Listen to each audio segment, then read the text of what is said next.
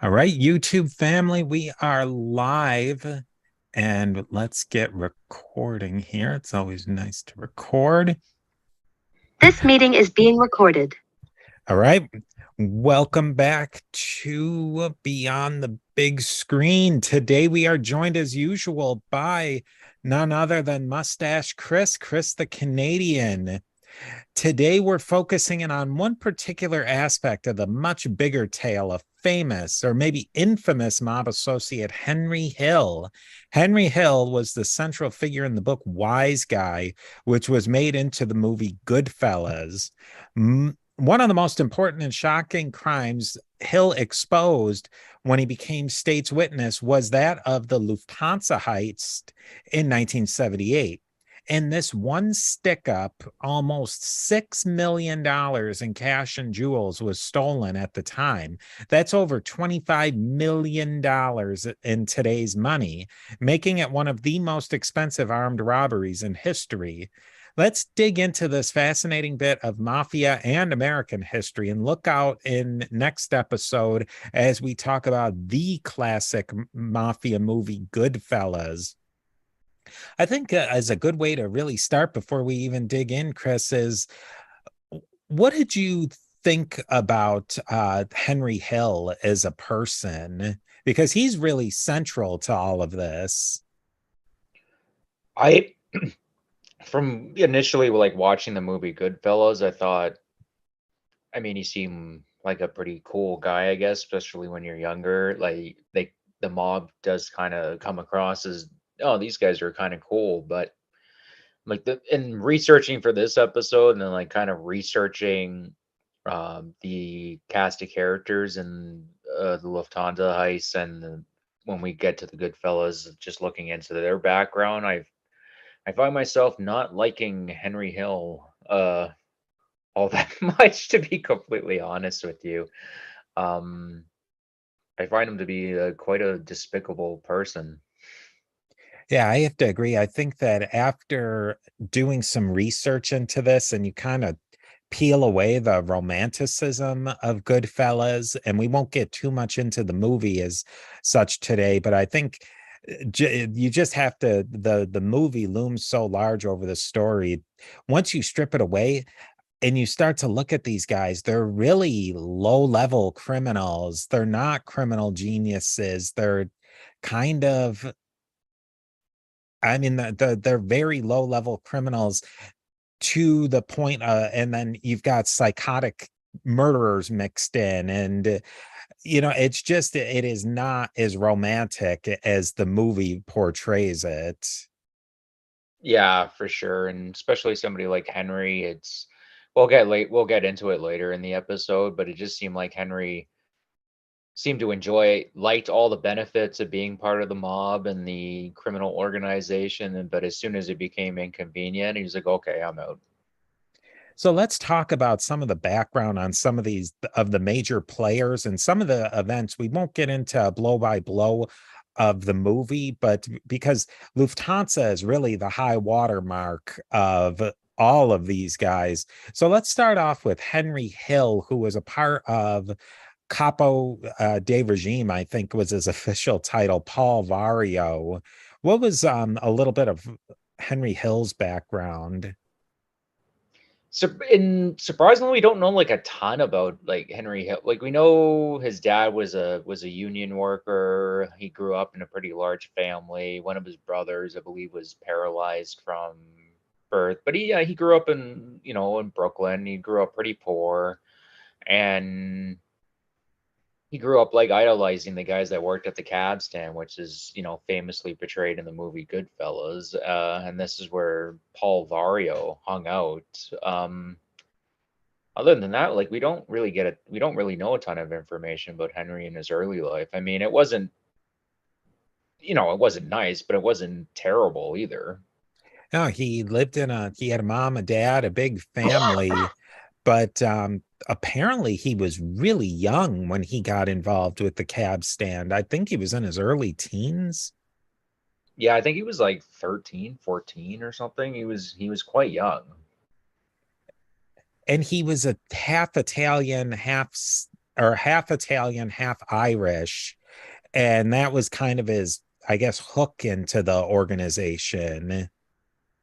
Yeah, his mom was his mother was the Italian half, and his father was the Irish half. But it also made like he also wasn't able to ever be like a made guy, right? I'm sure Henry, if he was full Italian, probably would have been a made guy in the mafia. Maybe things would have played out a little bit differently, but yeah, like I said earlier, other than that, like we don't really get it. Henry never really talks all that much about his young childhood.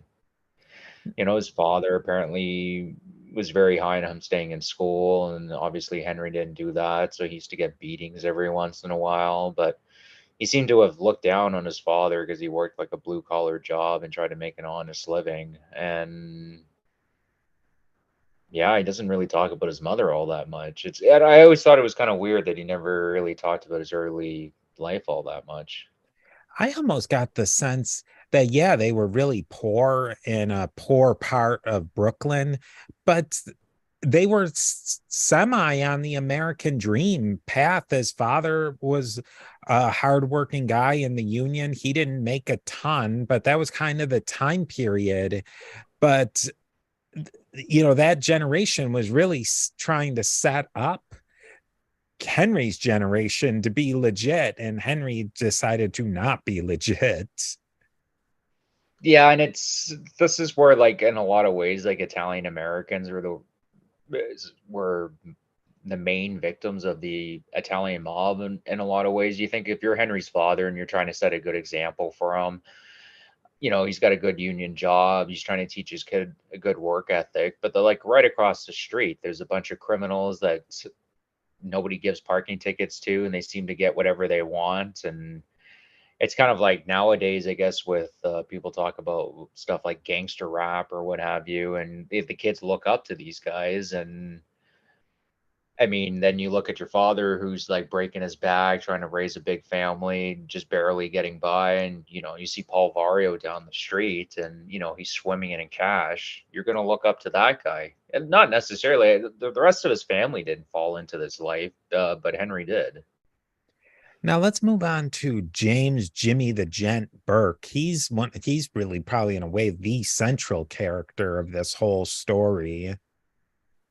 Yeah, Jimmy Burke was, when he was 2 years old, he was left at the footsteps of an orphanage, from my understanding. And growing up, he was physically abused, sexually abused, and then he ended up getting one foster family who weren't very nice to him. He got into an argument with the father or something when he was driving, and the father went back to, give him a smack or something like that, and there was a car accident, and the father died, and the mother, the foster mother, blamed him for his death. Obviously, that didn't work out. And then he found a half decent family that tried to raise him properly. But by that point, you know, Jimmy was going down the road of a criminal. There was really no stopping it. So it's not surprising. And then Jimmy got busted for some crime and he was in prison at a pretty young age. And this is where he kind of gets in gets into contact with the Italian mob within the prison. And from my understanding, he did hits for guys in prison when he was, I don't know, like 18, 17, like really young. 19, he was already doing hits. Yeah, I think we see Jimmy Burke is a lot like a lot of the other people that we've seen in Roy DeMeo's story. They were never going to become made men, but they were very useful to the mafia to do a lot of jobs that the mafia couldn't do. Oh yeah, and I forgot to mention, like, Jimmy Burke was full-blooded Irish, right? So he wasn't even half Italian, unlike Henry. Jimmy was attached directly to Paul Vario's crew, which that puts him in uh, contrast to somebody like Richard Kuklinski, who was never a part of Roy DeMeo's crew, or at least we don't know that. And I think when you learn about some of these other guys who are actually a part of a crew. It's always sheds light on Richard Kuklinski, I think. Yeah. Well, from my understanding, like the Jimmy, we'll get into, Jimmy was a really good earner. From my understanding, like the Lucchese family, which is the family that all these guys are part of that we're going to be talking about, the Lucchese family used to like lend Jimmy out once in a while, but you'd have to pay a fee, which is crazy, Yeah. for lend out an Irishman to another Italian, but it's probably unheard of. I mean, he's a talent and they wanted to use him. I think before we touch on our last guy that we're going to talk about, we should talk about the Lucchese family and what they were doing in this whole era. This whole thing surrounds the JFK, John F. Kennedy International Airport in New York City. And if probably a lot of people have flown into it, and it's absolutely massive, and it's smack dab in the middle of the city, but it's in Queens and it's kind of on the outskirts of New York City. But it had a very interesting situation of how the mafia controlled it, because the mafia did very much control this airport. Yeah, it was a weird situation. I was reading a little bit about it, and like the Colombo family officially, I guess JFK Airport was their territory, but they would let the other families do, heists and jobs inside JFK Airport, but you'd have to pay a fee, and this is what the Lucchese family was doing. The Lucchese family itself is pretty interesting because it's one of those. It's basically the family you don't hear about.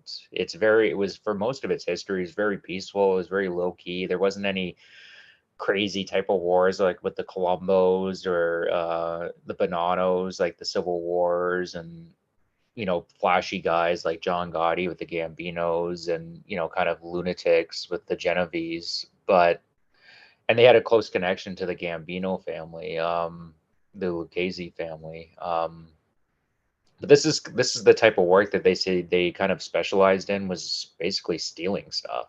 Stealing cars, stealing stuff from the airports. This is what they were really good at.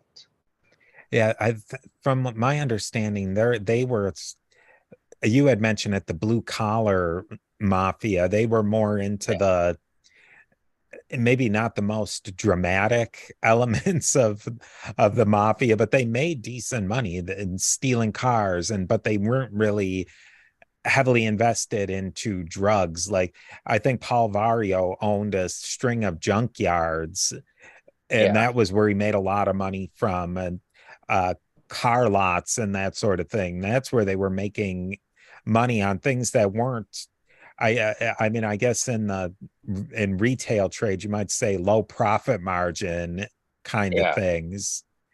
Yep. Now let's, This is a Oh, it's just a funny tidbit about Paul Vario. He made like a ton of cash running like a flower shop, like selling flowers. I just thought that was funny. This ruthless mob capo, and he's selling bouquets of flowers to wedding couples and sending them to other mob funerals and stuff. I just thought that was pretty funny.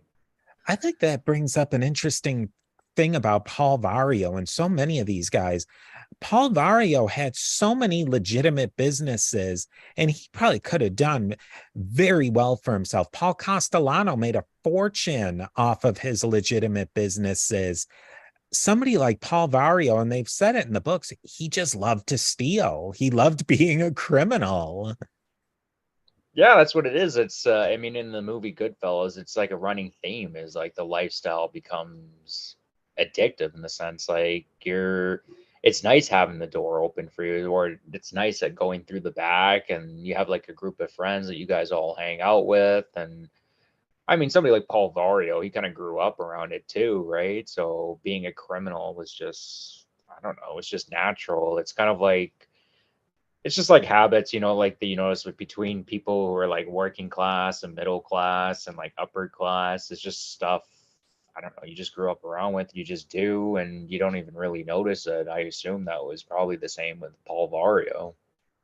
I wonder too what I mean, this is the sense that I got from him. I had a friend way back in the day, and he was from the same kind of middle class, straight of the road middle class, uh, and his parents bought him stuff, but he just loved to steal. Like if he was in a store, he was going to steal something, and I don't know if Yeah. it's loved the rush of it, or he just had sticky fingers, and he was always looking to like get into some sort of score and I think that that's kind of that's the thing that I got from Paul Vario, is that he could have made an absolute fortune of selling flowers, but he also wanted to steal stuff. Yeah, I was like, and a little bit of personal information myself. Like I've grown up pretty blue collar most of my life, and still am pretty blue collar. And growing up in that type of environment, you notice some people. I would know some people that they just couldn't help themselves from they had to commit crimes, and even stuff they didn't have to do. And you're sitting there and you're scratching your head, and it's like, I don't understand, like, why are you doing this? And like I don't know, for whatever reason, they just seem to have to do it. They're always in trouble with the law in one way or another. And I don't know, it's one of those really bizarre things where you try to tell them, it's like, you could not do this, and then they just don't understand. It's like you're speaking Mandarin to them or something. Now, the last major character, we'll get into a whole boatload of minor characters, but the last one we really need to talk about is Thomas, or Tommy D. Simone. Yeah. Yeah, Tommy D. Simone, who is was portrayed by Joe Pesci, famously in the movie Goodfellas. Um, he was actually in real life, he was a lot younger, and he was also a fairly large man. He wasn't short like Joe Pesci was. He grew up in the mob, basically. His uncles and then his grandparents, and I believe his father was involved in the mob too. And his family's pretty big in the LA region. I couldn't really get a ton of information on that, but I read that they were pretty big in the LA region. Um, yeah, so he was basically born into it, and he kind of grew up with a chip on his shoulder, because I was reading about, apparently his brother became an informant at one point, and it kind of put a black stain on the family. But like I said, he grew up with it, like to the point where he was in that famous scene in the movie where the one guy's giving Tommy a hard time about shining shoes. He actually did do that. That's true. He used to shine these guys' shoes to make a few extra bucks, and later in his life, him and Henry end up becoming like good friends. It was later in the movie Goodfellas. It seems like they were like really young at the time, but it was actually later in their lives. Yeah, and he just did the stuff that Henry and Jimmy and Paulie were doing, stealing. He was really good at collecting debts, as the movie Goodfellas depicts. But yeah, he was a loose cannon. Like it's interesting when you compare Jimmy and Tommy, where Tommy would freak out. Like you never knew when Tommy was going to freak out. He could freak out. You crack a joke and all of a sudden somebody's dead, right? Where Jimmy's ruthlessness was more calculated, where he would pick and choose when to be ruthless. And Tommy, you never knew what was going to happen. So, I mean, if you're interacting with either one of these guys, I don't know which one's more scary. The guy that you just don't know, if you say something, he's just going to freak out and murder you, or the guy that's going to plan it out for 2 months.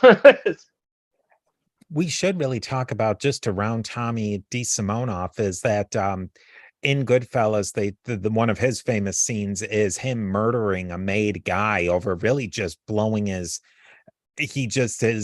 temper got out of control of him, and he killed. And that's something that happened in real life, is that they killed a made man.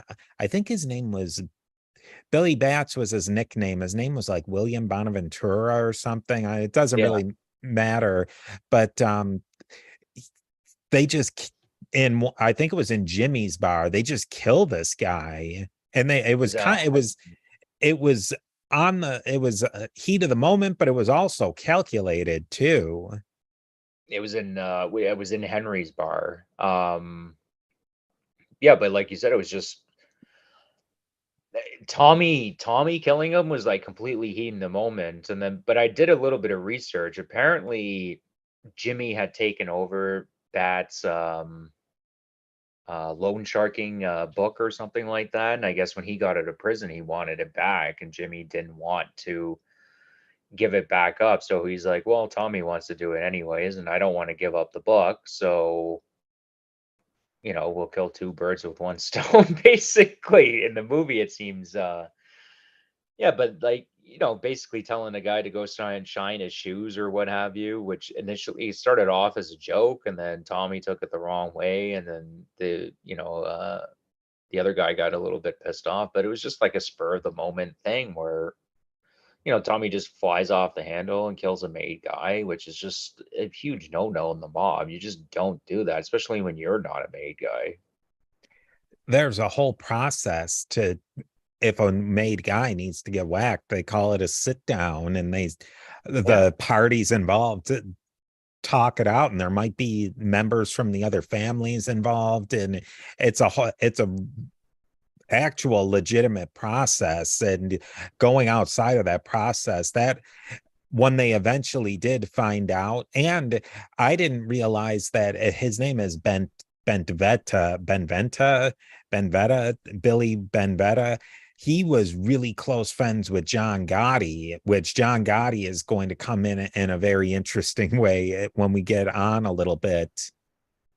Yeah, and the whole system of the made guys is one of the reasons why the mob was so successful, unlike other gangs, where other gangs didn't have this kind of institutional structure in place. Guys would just get whacked all the time randomly, where in the mob, because they had this system where it was regimented and you had made guys and non-made guys, and it was a process to get rid of the made guy, and it was a way for the bosses and the capos to be able to keep control with what was actually going on. So you had to go seek permission, and it wasn't something that was taken lightly. Made guys were hit all the time, but there was usually justified reasons for it. Buddies talking, or he hit somebody's made guy, or he did this or he did that, and you'd have to justify it. And sometimes you get approval and sometimes you don't. When we get into Gotti, this whole system probably will become we'll get more into it, it'll be a little bit more clearer. The main character almost in this is the JFK airport, and we alluded to it, but JFK airport was really an ATM, money cash machine for these mafia people.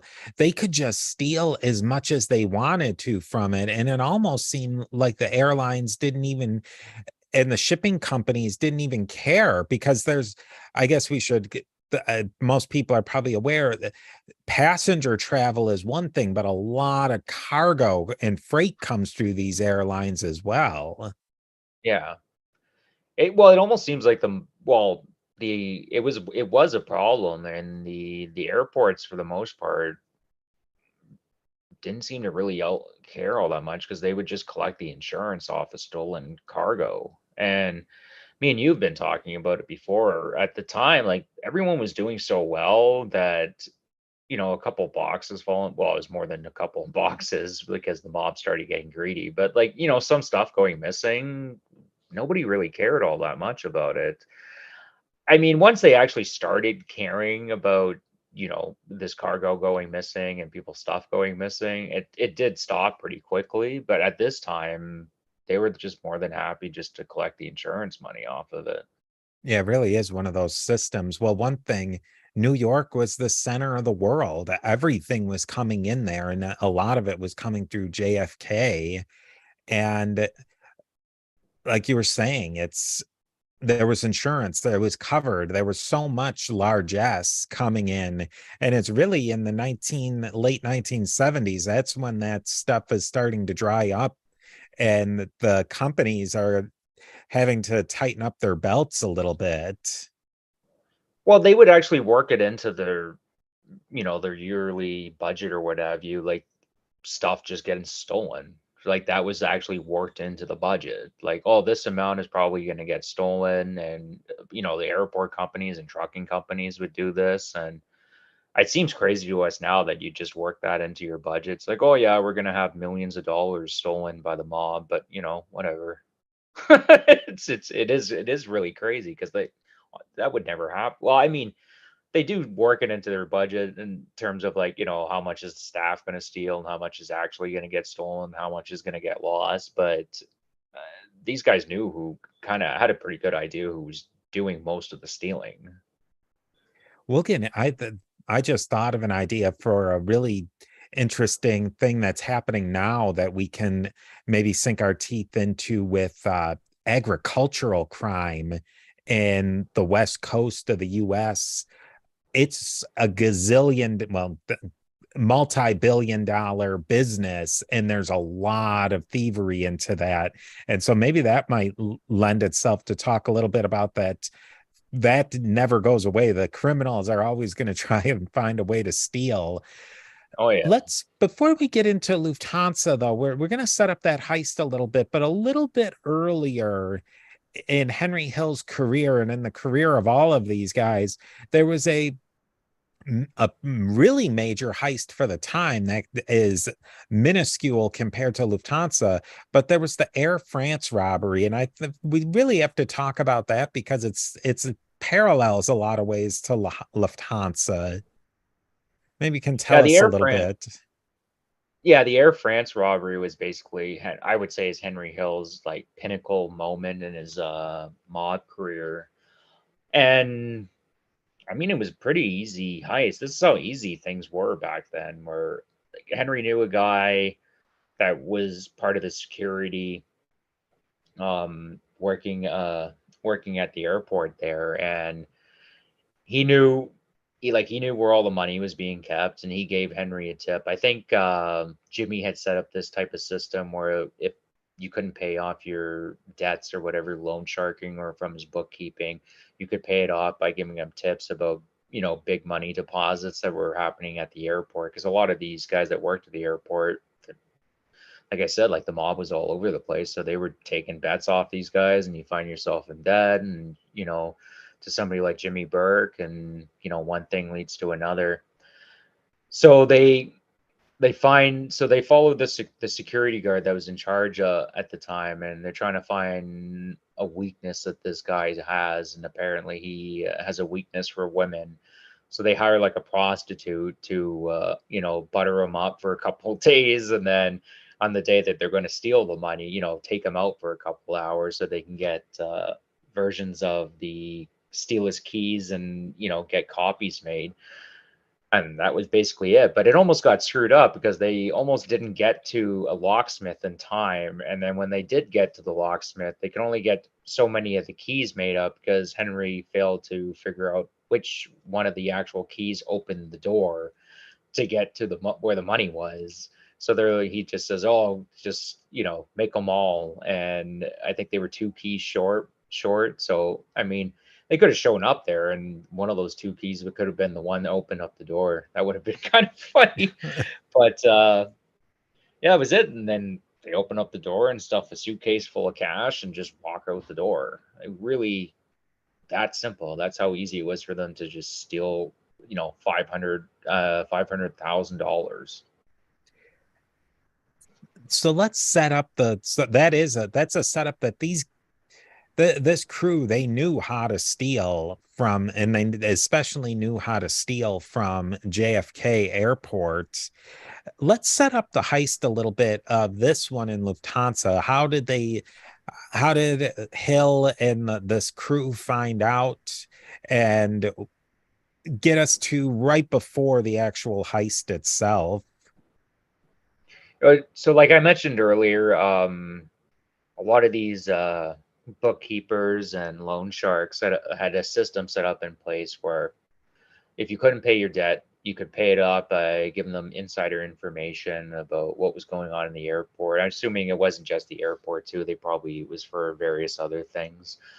This guy, Lewis Warner, was in 20 grand in debt to a man named Marty Krugman, who's pretty famous in the movie Goodfellas for being this really annoying, just gnat that doesn't stop bothering Jimmy about, where's my money? Where's my money?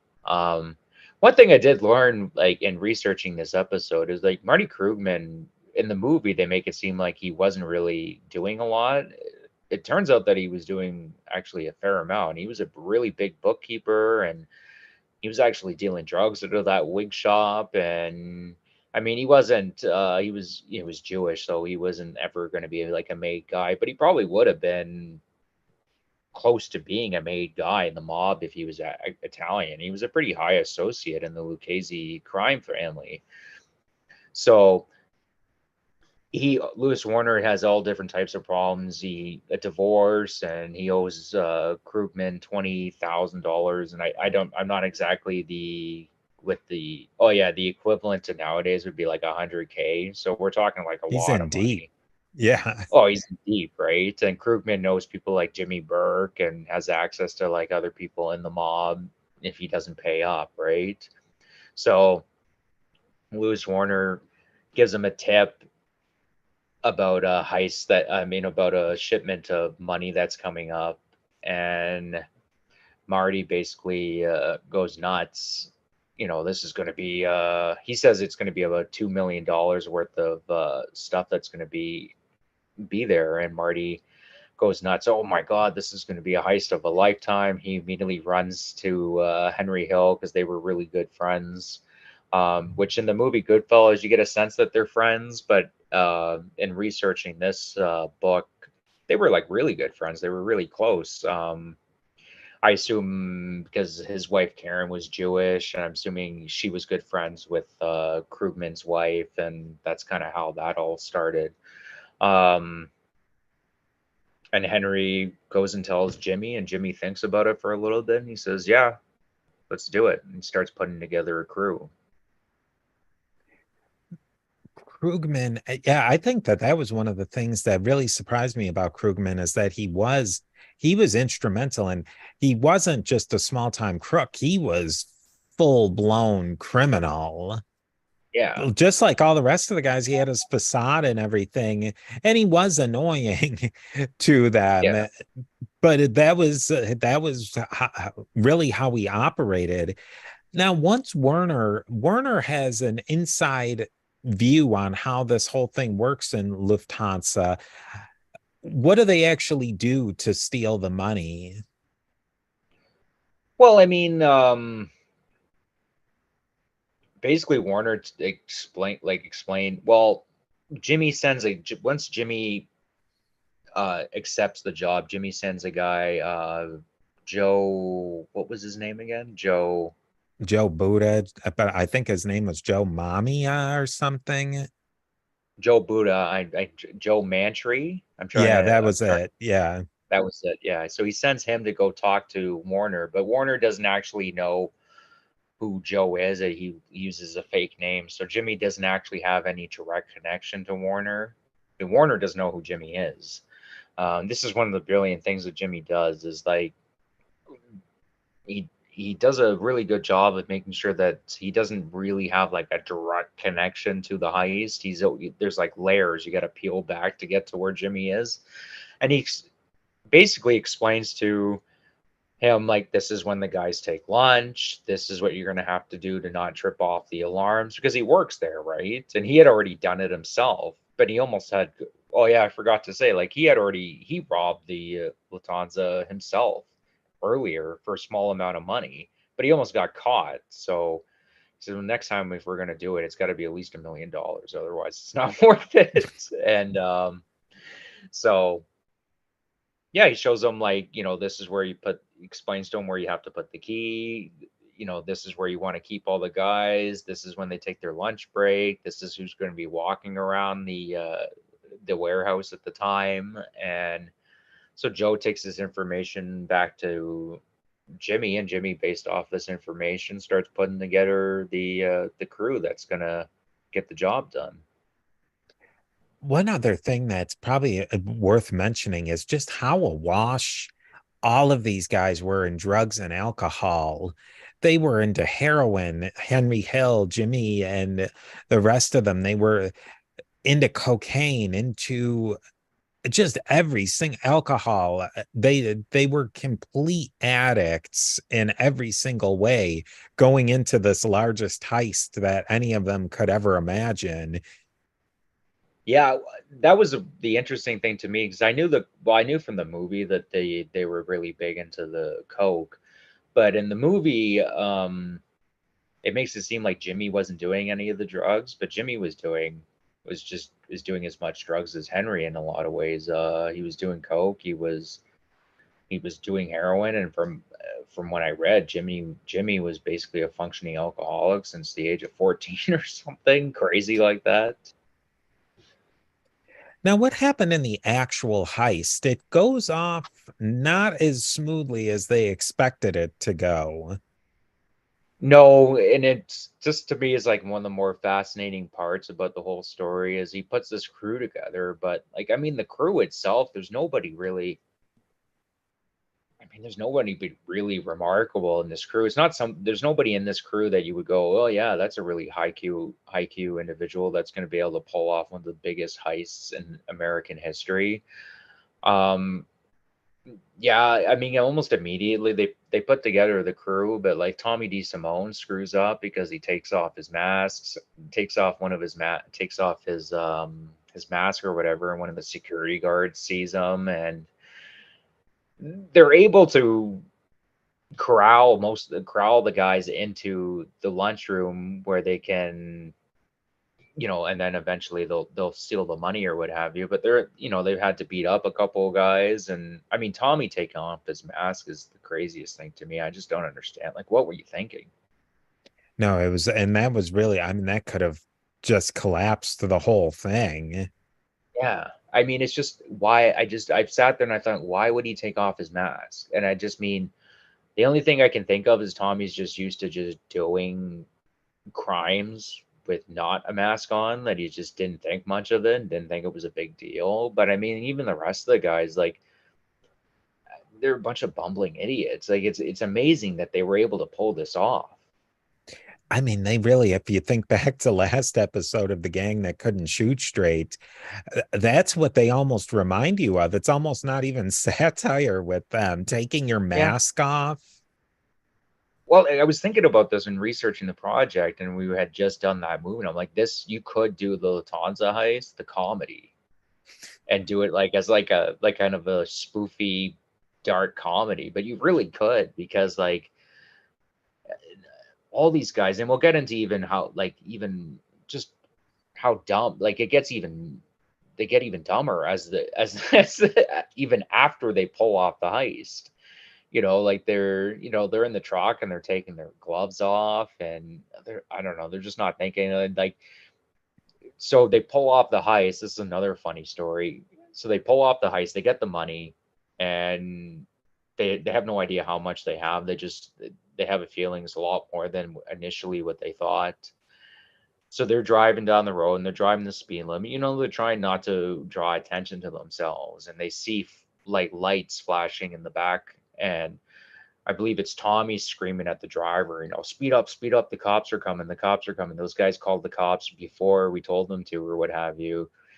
And I think it was somebody else, one of the other guys in the van points out to, well, those are tow truck lights.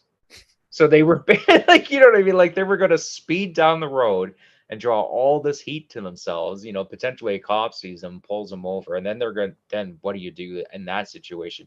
I guess you'd have to kill the cop because if you got caught, they're all looking at, 30 plus years in prison, right? And then you have to add that on top of it, all because you couldn't tell the difference between a police officer light and tow truck light. It's you just think of the volume of money, 6 mil. It was about 5 million-ish in cash, and then $875,000 in jewelry. That's a massive amount of stuff. I mean, I can't even imagine. They don't really get into, because eventually we're not going to know any of what any of them had to say. But what did they say when they saw this pot mountain of gold and diamonds and jewels and cash? I mean, they must have been it must have been obvious that it wasn't $2 million. I assume they probably thought, that's it. I'm done. I don't have to do any of this stuff anymore, or or maybe they were freaking out a little bit, thinking, oh man, this is a lot more than like this. This is going to draw some serious heat. This is a lot more than the 2 million that they said it was going to be. I know maybe they were freaking out about that. Well, I mean, that's an interesting point, because before all of this, all sorts of different arrangements were made up of people's cut from the heist, and it was all based on percentages, and they had based it off of $2 million. So Krugman's percentage got him about 20, was it of 200,000? But they owed a percentage to Paul Vario, and then they had to make a percentage to the Gambino family because of the Gambino's turf in this. And all of that was based off of the 2 million, but now you're talking about percentages on a lot more. 6 million, right? And then Yeah. this will lead to other problems later because of Jimmy's greed and what have you. But so they pull off the heist pretty successful, I would say successfully, minus Tommy taking off his mask and beating up a couple of security guards. I would say, given the collective IQ of the group involved, they did a pretty good job. Yeah. I would say, it's crazy. Like, we're talking just blue collar criminals, and they pulled off one of the biggest heists ever. So they go to the warehouse where they're supposed to meet up with Jimmy, and they're going to switch cars, right? Because they're going to get rid of this car, and they're going to put the and so they're going to unload the car, and then they're going to take the car to the crusher. And that with the who's associated with the Gambino family, this is where the Gambinos kind of tie into the whole thing. Stacks, who was was a good friend of Tommy's, actually, and was a good friend of a lot of these guys. He played like music at one of the bars that the local mob guys used to frequent, and everyone seemed to kind of like Stacks. He was a funny guy, and he was easy to get along with. His job was he had to switch the license plates on the car, because so they were clean license plates, and then take the truck to the auto wreckers, where the auto wreckers would crush the car, and then there would be no getaway vehicle. Well, Stacks decides, when he's driving to the auto wreckers, oh, I feel like doing some drugs and meeting up with his girlfriend, not girlfriend, and decides that he's going to do that. So he goes and does that. 2 days later, though, he parks in front of a fire hydrant, and he's there for 2 days and God has not crushed the car yet. And the cops find it, and they find the ski masks that they left in the truck, and start dusting for fingerprints. And they start finding fingerprints. Now, it's so crazy to me. Stacks sees all the money coming off the truck. He realize there's no way that he doesn't realize this is a big deal, and he decides, I'm just going to do some drugs and have Hang relations out. with Yeah. my my I don't know, my friend with benefit, or whatever you want to call her, and just not take the car to the auto wreckers for 2 days. How crazy is that?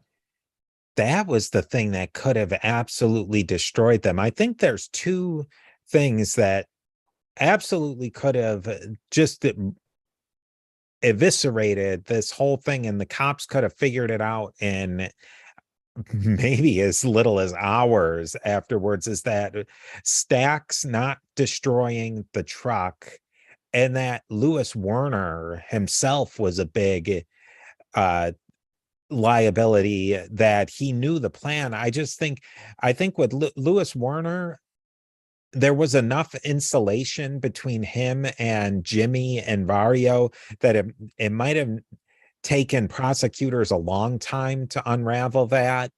But this Stacks thing, I mean, that's just so bananas that he would not do that.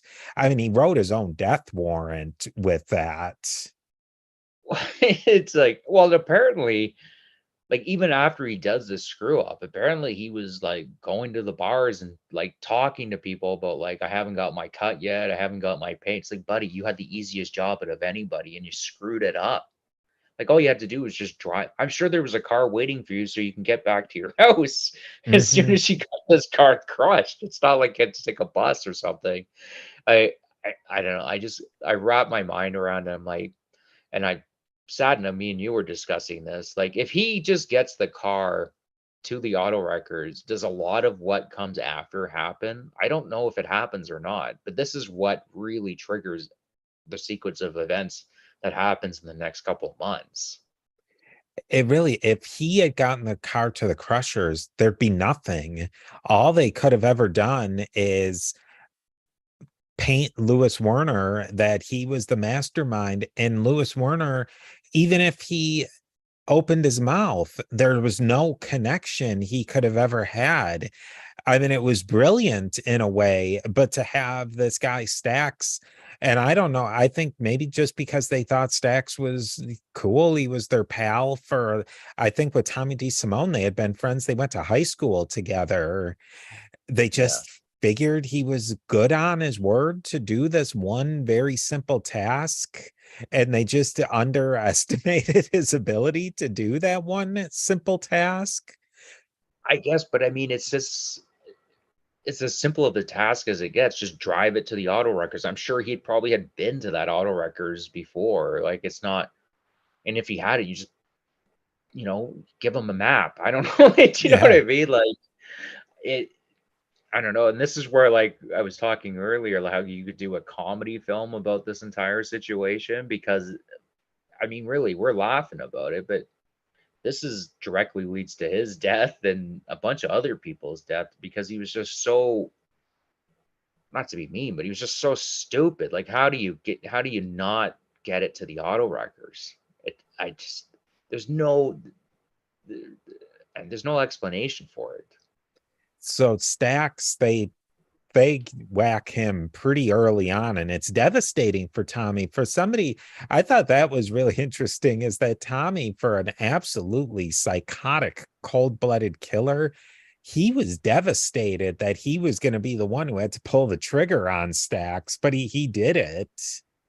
He did it, and Paulie promised him that he was going to get his button if he was the one to kill Stacks because they just basically came to the conclusion that Stacks was maybe going to be a little apprehensive about talking to anybody else, but he trusted Tommy because him and Tommy were such good friends. And um, I mean, it obviously worked. Tommy did it, and I think he shot him like 5 times or something like that.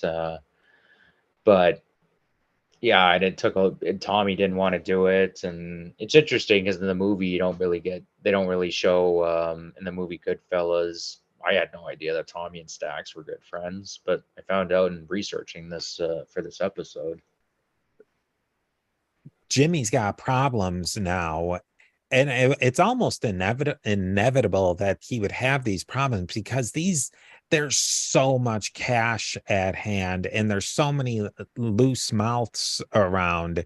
What does Jimmy have to start doing to clean this up? Basically, has to start murdering everybody that has any connection or at least can have a direct connection back to him in this heist. He starts asking Henry, do you think Marty Krugman's bugging him about his money? um I mean, in Krugman's defense, this heist never would have went down if he didn't have the inside information that he had. But Jimmy doesn't want to pay him the money because Jimmy, as it is depicted in the movie Goodfellas, does not like Marty at all. They're not friends at all. So, but Jimmy starts wondering, oh, did he tell his wife about what happened? And then, it turns out that he actually did tell his wife about the heist. And Jimmy's like, well, he's got to go. So he kills Marty and starts whacking pretty much everybody else that was somewhat related to the crime, or he was at the very least, was afraid was going to talk. And I mean, it works both ways. Jimmy gets to keep more of the money himself because even Jimmy said it himself that greed's the thing that really took him down. And Jimmy was a greedy guy, but at the same time, he's protecting himself. He's basically came to this calculation, ruthless that it is, that if there's nobody to talk, then they can't pin this crime on me. I mean, and honest, it worked. They never charged Jimmy for this heist.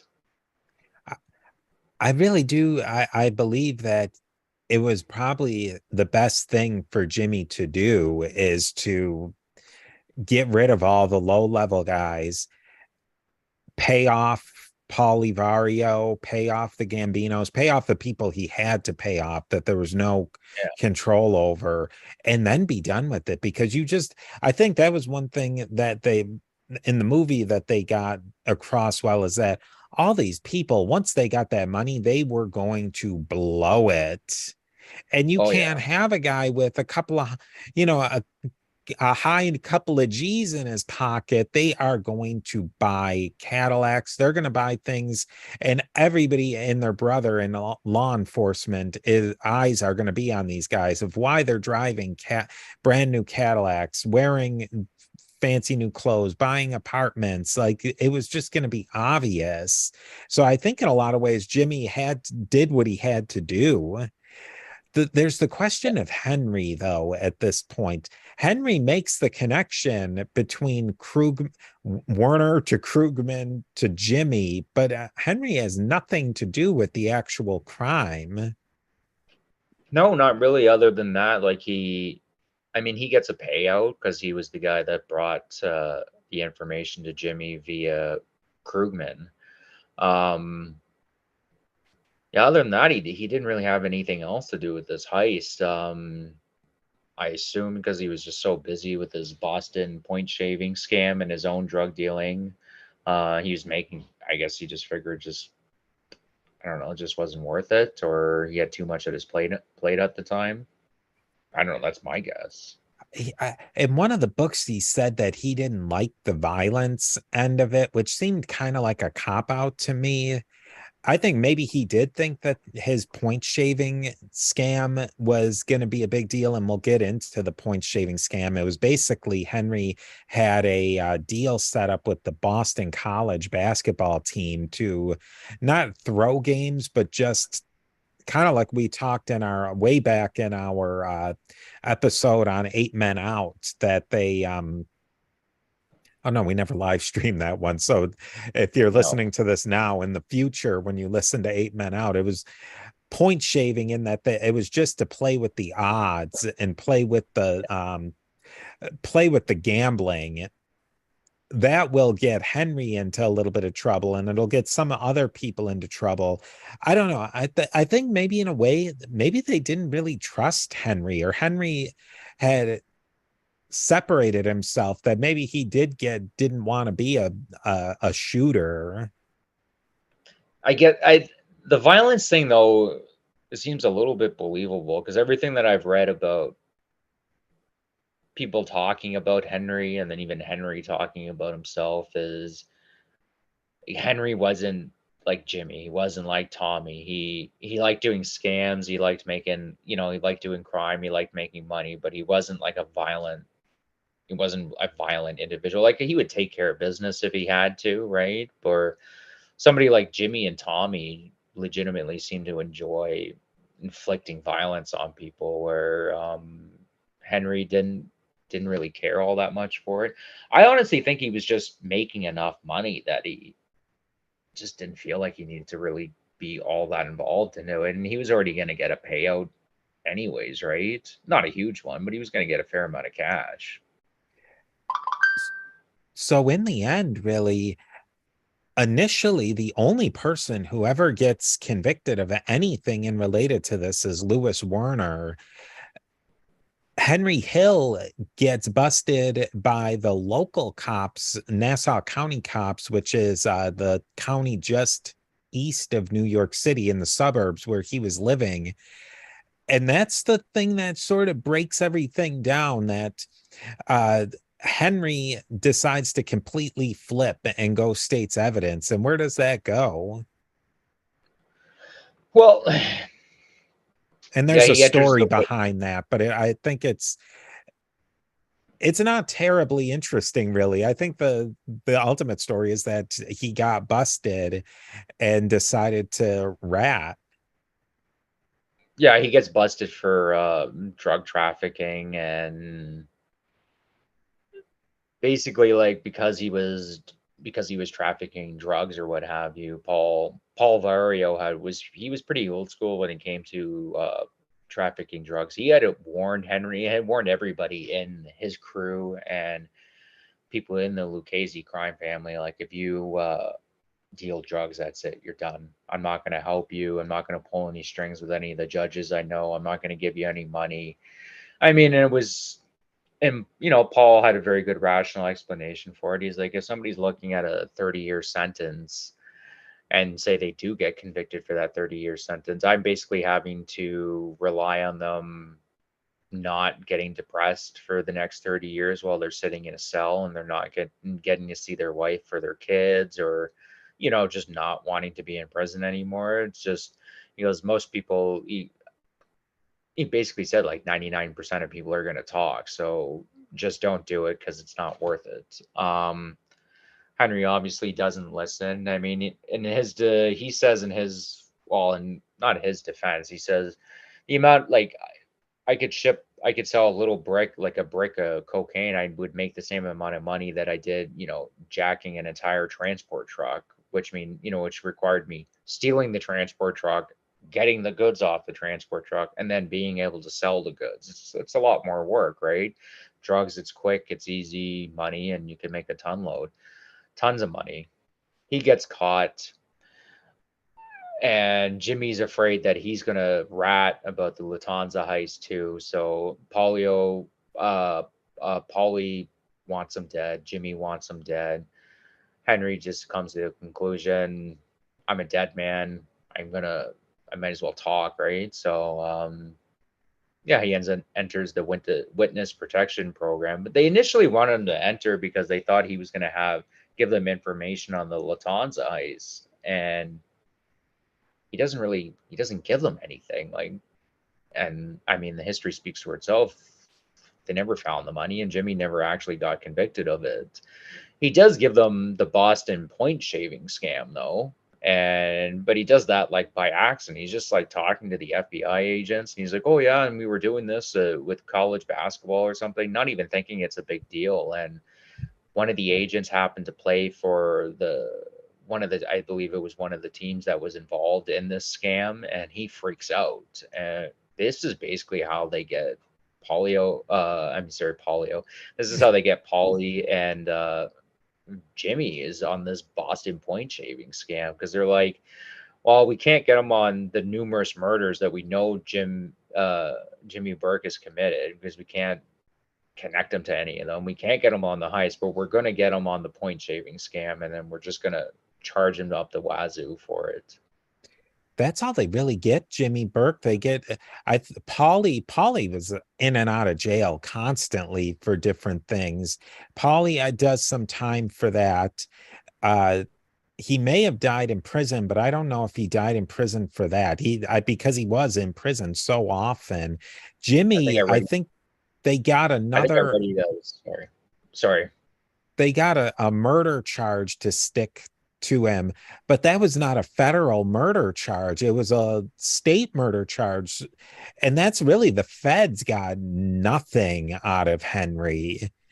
And we got Jimmy Burke in jail. He died in 1996, I want to say, of cancer. But if he hadn't gotten cancer and died, he was due for parole in just a few years after that. I know that's crazy to think about today. And then because there's good evidence that Jimmy probably killed like 40, 50 people. Yeah. But they can't. There's no bodies, right? But they know, the cops, the authorities, and the people, have the more of the information, say like, yeah, he probably killed 40 people. And you were mentioning Paulie, like, in and out of jail. I think he was actually in jail 40 times. I read somewhere 40 times he went to jail, which is just it's just so crazy. Yeah, I mean, But they could honestly, never get anything to stick for longer sentences up until Henry decides to talk. And honestly, for getting pinched and going to the can for Polly was nothing new. Yeah. I mean, so you put him away for kind of a minor league point shaving thing, and then Jimmy goes to jail for one murder out of the Yeah. 50 at least that he probably did. It's it's pretty useless, I would say, in a way, because they gave the farm away to Henry Hill, the feds, to put him into witness security. They dropped every state charge against him. They dropped, I believe, charges, anything. He wasn't going to get charged for anything he had done in the past. And Henry Hill was a hardcore criminal. And that's what blows my mind, is the fact that they didn't charge him for anything. Like, they knew that he was like jacking stuff at the airport. They knew about the drug dealing.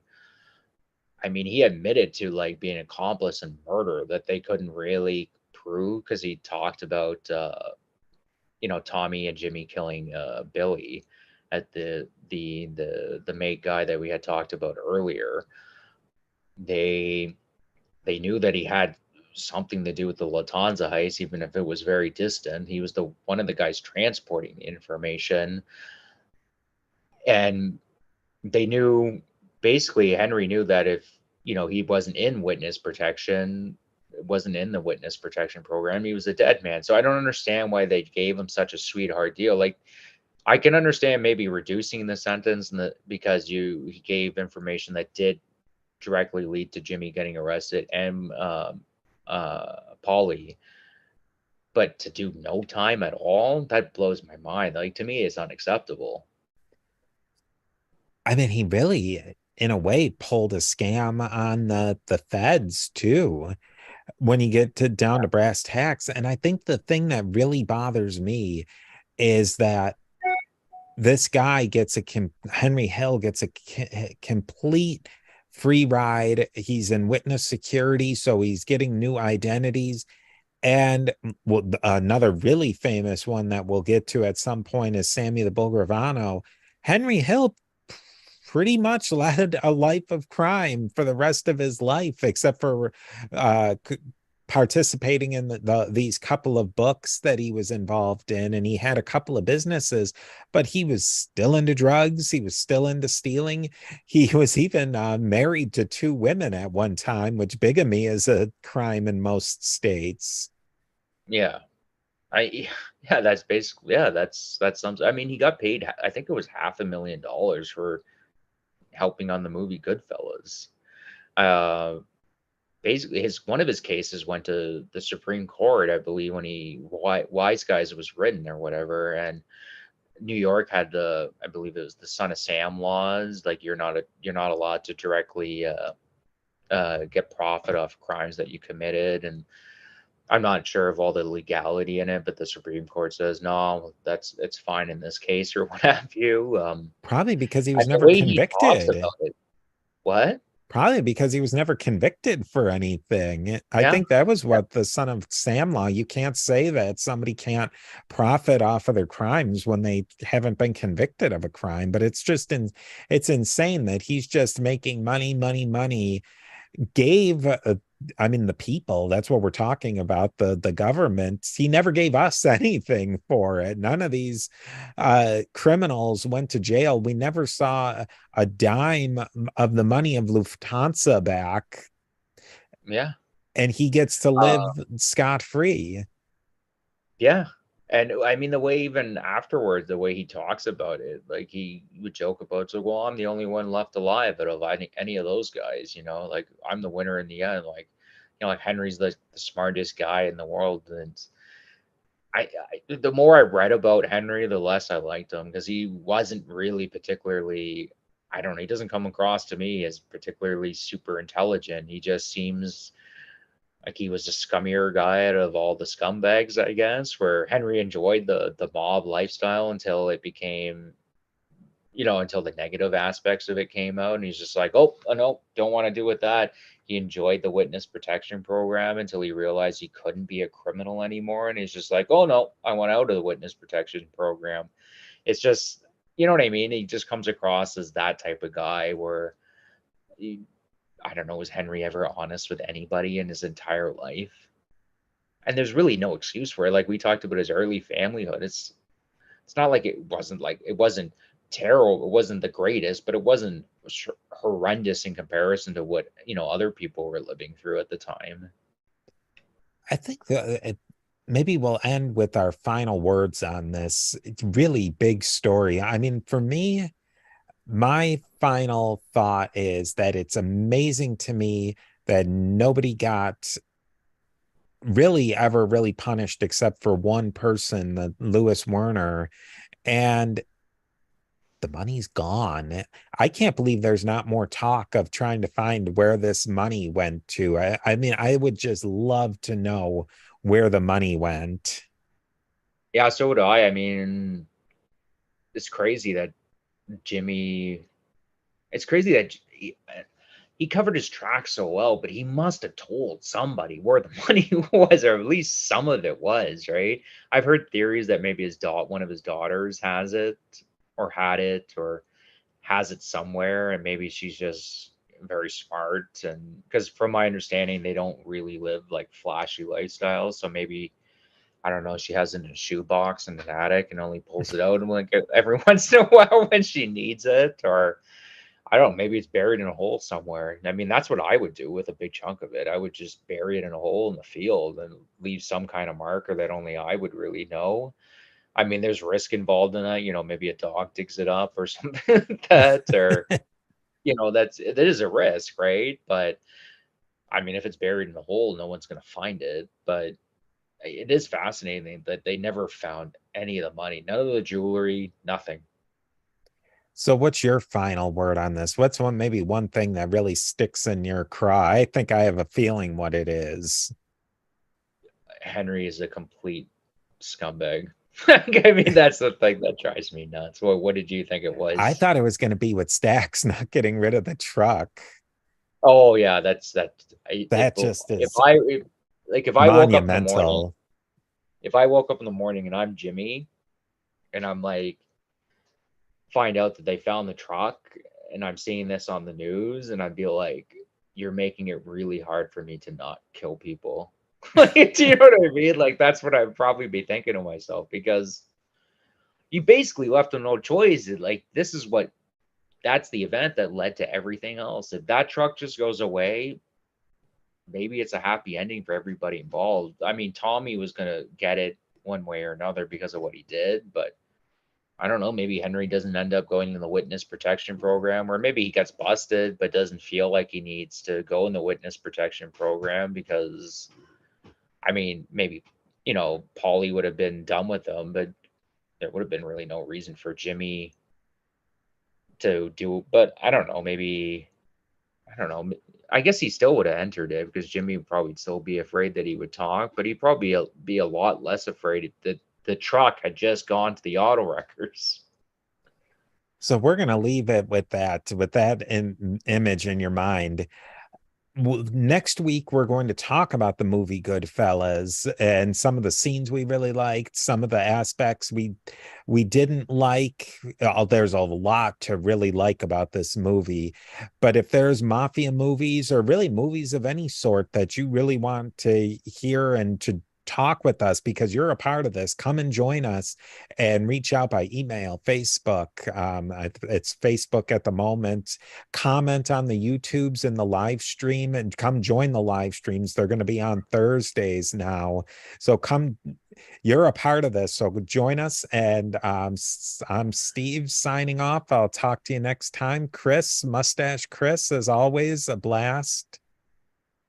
Yep, it just yeah, give us some movie suggestions, leave some comments. And I mean, I'm having a blast. And this whole mafia thing became so much bigger. We thought it was going to be something big when we were discussing it, but it's it's become its own monster where it's like it's become so much bigger than what probably me and you thought it was. But I'm not getting tired of it. I'm loving reading about it. All right, guys, we will talk to you next time.